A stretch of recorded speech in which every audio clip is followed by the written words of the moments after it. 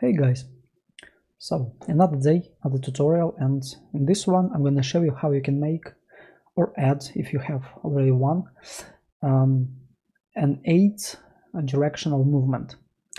And in terms of the top-down projection or like the metric camera, we're also gonna like break how to make it work with your weapon system, so you can build up kind of complex movement behavior. So basically we should start with animations, and you need to have 8 animations for your walk cycle, 8 animations for your jog cycle, and 1 idle. So in case if you don't have any, you can download simple templates for the third-person character, and I'm using version 5.6, so those templates are updated and they already have all we need. So once you've added your templates, you may find those animations under the folder characters, mannequins, animes. It contains animation not only for the unarmed state, but for if you have weapon, for the pistol and for rifle. So it looks like this. So we have all things that we need: backwards, diagonal in both directions, forward diagonal, also both directions. Also, just in case if you have some and you need to have the mirrored version of your animations, like for the left movement, for the right movement, maybe for like you have one diagonal and you need to have another one, there is a way to like make the mirror version of your animations just with the Unreal. So I have tutorial on this. You may find it on the YouTube. It's called How to Make and Bake Mirror Animation. Use the only Unreal Engine 5, obviously. So you may check my channel one more time and just use it. So next thing, just in case if you like have an external model and you don't want to use the default dummy skeleton, you need to retarget those animations. For this, you simply need to select any of it. With the right mouse button, go to the retarget animations. Here we can see skeleton assigned to this animation, and then we need to select our target. Just in my case, I have the one called John Wick. And here you may find all animations that you can try. Just by like selecting it, you may see it how it will look on the preview. Next thing is just to press export animation, select the folder, and then you can make some changes. So you can search for the particular pattern and replace it with your own. I did it already, and my animations are called another way, so they are up here, like animation sequence, John Wick, unarmed, walk backwards. So next one, we need to have the blend space, and it should not be the one-dimensional, because basically we need to have the velocity to understand whether we are moving or not, and the direction to decide which animation to choose. So for this, with the right mouse button, you can simply try to search for the blend space, but not the one-dimensional. Once you like call it, you will see that you need to define the skeleton that we're gonna use. I have mine, this one, and it's gonna make the new one like this. So here on the left you may see we have an axis settings, the horizontal and the vertical. Horizontal we can call direction, and we need to change values, so it's gonna be from -180 to 180, and grid divisions should be 8. I also select snap to grid, so it will be easier for me to assign animations. And for the vertical we go with the velocity, and we start with the 0, and the maximum here should be the maximum speed of your character. Grid division I set to 50, so it also just for me to because like my walk cycle is 230 units, so it just easier to snap to the grid to assign those animations. So next thing is to grab an animation and simply drag and drop it on this graph. Animations that we have here on the bottom are all the same. It's the idle state for our character.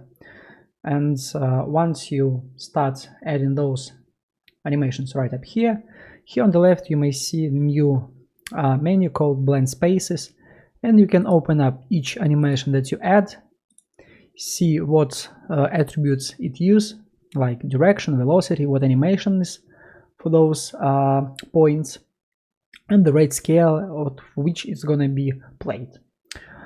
So here at the center, let's call it like this, we have the walk forward animation, and at the top of it is the jog forward. On the -180 and 180, on the center we have the walk backwards here and here, and jog backwards also on the top, so top left and top right. Now those that are like in between, like those that are in the quarter of our grid, at the center, basically for the walk cycle, we have the animation to the left, so it's like the straight left movement, and if you like press Control and move up right up here, you may see the preview of what the animation looks like. And here on the right we have the opposite animation. It's the like movement to the right side. So here we have the jog left like this and jog to the right like this. Those animations that are closer to the center, so here we have the diagonal movement on the left, but this one is for the forward like this, and the one that is on the outside, close to the outside of the grid, they are animations of backwards diagonal like this. So you may see it, and the same but for the right side. So here we have like forward right movement diagonal and backwards right movement, and the same goes for the top animations. So it's like the jog forward left, jog backwards left, jog forward right, and jog backwards right like this. And as I said, you can simply drag all animations that you need. If you missed something, you can open up the menu and assign those values manually. So next, I hope that you guys already know how animation blueprint works and you already have one, but just in case if you don't, simply like make new animation blueprint just by searching for it in the content browser, anim blueprint, select the skeleton and so on. It will add it to the place where you try to add it, obviously. Then in your blueprint of your character, you need to select the skeletal mesh like this and use animation blueprint, assign it right up here. I have my thing kinda more complex than this, so I don't have this option right up here, but still. Next we need to calculate the direction and the velocity for our character, so we can use those attributes for our blend space, so our animations will work as they should. So in the animation blueprint, here on the tick event, it is called blueprint update animation. I need to calculate the direction first. So the first thing I check rather my player reference is valid, so I don't need to calculate it if it's not. And on the begin play, I try get pawn owner and cast to my character, and if cast like if it's not fail, I'm gonna store it as the reference. Then I use validation get node. I get the character movement because my character blueprint is based on the character class. And from it I get last update velocity and last update rotation. Then I need to calculate direction. It's the function made in the anim instance class, and store it as the direction. Next we need to calculate the velocity, and as we already have the get last update velocity, we can calculate the vector length of it, because basically we just moving in the 2 dimensions, it's x and y, and we're not falling on the z-axis. So we store it like this at the same graph. The reason why I have this one like here, just for you to see that everything works fine, because I made this feature some time ago, and previously my approach was to have only like one straightforward movement based on the Diablo games. So I calculated velocity in another graph, which is called blueprint thread save update animation, right up here. You can make it also here, and for this you need to access property. It's a node. Here you can just try get pawn, and with this you can get a lot of different options like get velocity right up here. So next we need to navigate to the anim graph, this guy, and you can access it by just clicking 2 times on the anim graph here on the left, like this. And we need to make the state machine. To make one, just look for its state machine, just like this. Then you can double click it and enter. Here we can define the what we're gonna do with this state machine, the conditions. So simply add a state like this. Double click it, and here we can go with the blend space that we created. It's gonna be blend space player, and here we need to look for the one that we made earlier. In my case I already have one. It's called idle walk shooting. So next we need to navigate to the character, select character movements here on the left, and in the details you need to search for the orient rotation to movement, and it should be unselected. The reason why I have mine checked is just because my movement behavior, my feature, is way too complex, and I'm gonna explain how it works further in this tutorial. For those who for those who already have the movement controls, and here just the example how you can make those one. Yep, you can make it with the enhanced input feature, but I made it yesterday just to check whether my behavior will work fine, because as you can see I just had one input and it had like a little bit enhanced logic. So so yeah, but basically you can just make it like this, vs AD controls, and you only need to have one vector 3, and based on what button you press, you simply need to like overwrite those values, so you may see it on your own. So if it's forward we're gonna with 1, if it's backwards -1 on X, and for the left and the right the same, but on the Y axis -1 on the left and 1 to the right. And if you've done already this much, you will have the default or like the standard 8-way movement behavior. So I can launch the game and I'm pressing down. It's gonna be this movement, up, this one, left, right, right down, down, left, left up, up, right, right. So yeah, and now I'm gonna tell you how you can integrate this feature with a little bit enhanced logic, so it work with the weapon system and with the default one directional movement behavior. So the one that you saw at the preview on this tutorial.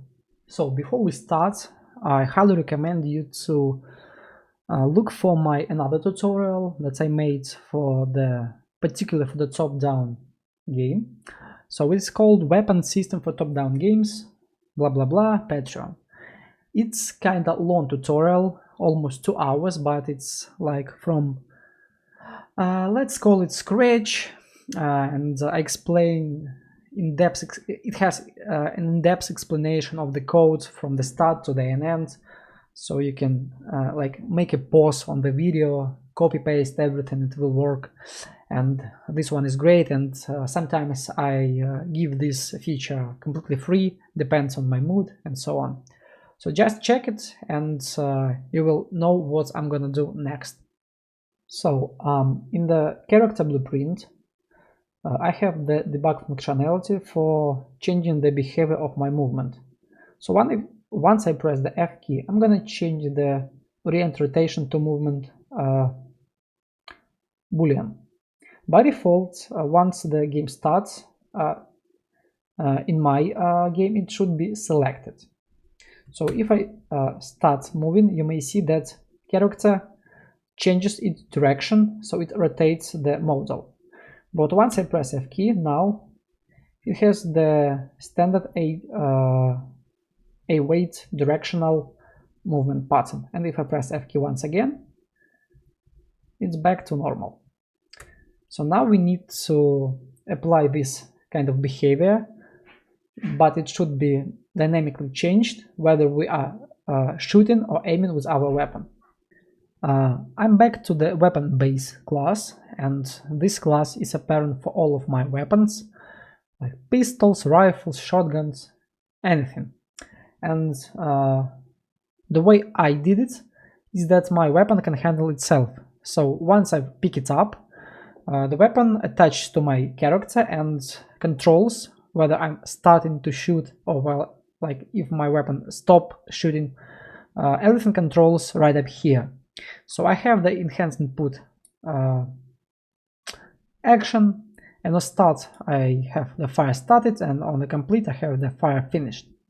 I need to have those two custom events, so then I can switch between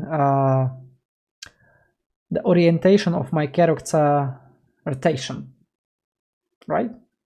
So and we also need to have sort of boolean, so we can understand whether we are shooting or aiming and so on. So I made a custom event, so I can call it, and I call it update player orientation, and I have the input of boolean type called value, which once it's called, it changes the orientation of my character based on the condition. So for this I get player pawn, I get component by class, and this class is character movement component. If I'm aiming, I can update the rotation of my character, and I don't need to have like the direct reference to my character, because basically it's my player pawn assigned via the game mode. So I just set actor rotation and I made these calculations. So to make it smooth, I use interpolation between my current rotation and the rotation that I need to calculate. So it's like the direction where I'm aiming, where I'm shooting. For this, I made a custom pure function, but we can open up and see what it does. It simply get hit under control by channel, which we can call from the player controller. And if the blocking hit was true, I'm gonna return the location. So it's just the mouse hit. I need to subtract from this result my actor location, obviously, and set it to the target. And I use find look at rotation with the vector 0. So it's just gonna be trying to trace over the mouse position from my point. I only need to change the rotation on the Z axis, so it's only yaw, so it's like the direction on the ground. Those conditions, this variable is changed in two places. So once I start shooting, the event called from the enhanced input action here, I'm setting is aiming to true. And then I'm also calling update player orientation false, which means that once I start shooting, my character should not align to the direction. It should switch to the 8-way movement type. But once fire finished, I have like call to the update player orientation, set back to the default state, and here I also have play fire animation. I play my montage, and then I bring back my is aiming to false. So I don't need to rotate my character anymore. So it looks like this. I have my gun, I'm walking, but now if I start shooting, you may see I'm rotating, but once I stop shooting, I'm back to my default state. So now we need to make our blend space to work with the weapon montage or weapon animations. So the way I did it basically is showing up in the big tutorial about the weapon system, but idea is that I have the linked anim layers, and each weapon, like if it's a pistol, if it's a rifle, if it's a shotgun, they have their own kind of logic, and I switch them like once I switch from one weapon to another, I also switch the animation layers. But my point is that we can open up, let's say, the pistol layer and see what we need to make. So we have our locomotion state, which we need to fill into the base pose, and we're gonna use the layered blend per bone. And here I use the simple sequence evaluator with the animations I need to play. Why I use only this part? Because I don't need to have complex and complex animation. Basically, this kind of variation is just the simple pose, which I'm gonna be blending higher than my waist. So here on the right you may see that I use explicit frame, and the frame is 0. I can open up my animation, check which pose I need to store, and then simply put it as the blend pose 0 right up here. Once everything here is done, then I can pick up my gun, and if I'm moving, you may see that's how it looks. And if I press F key, right, like this, or just like this, you may see that I have an animation of my bottom, but my waist keeps the pose. So to make this work, here we need to set up the layer. Basically, here we define what bone it should take. Here we also have the mesh space rotation blend, which kind of removes the animation part from our blend pose. It's just because my idle state isn't how to say, perfect. So we made our logic so we can pick up a gun if we have nothing in our hands, and we blend between one animation with the animation that actually holds up a gun. The last thing is to make our fire montage blend inside the animation cycle, so everything looks complex, correct, and smooth. Here you may see I have one montage that I use for my rifle, and we need to make a custom group. For this we can go to the montage slots. It's an animation slot manager, and we need to make a slot for, let's say, upper body. If we need to blend only that part up from the waist when we should, because basically when we are walking, we should have the animation coming up from the waist to the ground. Our legs, they should be moving, and our upper body should be firing. So just simply press on the add slot, name it correctly, and under the montage default group you can select the slot. So slot name and assign the one that you just made. Save everything, and then you need to go back to the animation blueprint, and here you need to do the same thing that we did with our anim layers. So we need to have the layered blend per bone. We can have our locomotion stored as the cached version. So for this, go with the cache pose, like this. We use it here as the shortcut, and it's going to be our base pose. Next, we need to have the copy of this, and we need to have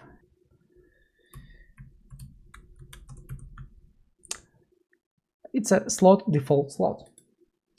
Once you select it, here at the top right corner you may open up the drop down menu and select the upper body, and here use it as the blend pose 0. Once it's done, then you can also connect it back to the default slot. So this slot is used for any other animations if you need them to be blend after this part of logic, and simply move it to the output pose, just like this. You can skip this part, as this one is from my previous tutorial. It's for the aim offset. So guys, that's it. That's the end of this tutorial, and I hope it was useful for you. I also gonna update the weapon template that I placed on my Patreon. Those of you who have bought it, you can just download the new version. I'm gonna update it just in a few days. So yep, as always, please subscribe to my channel, leave your feedback, press like button and share with your friends.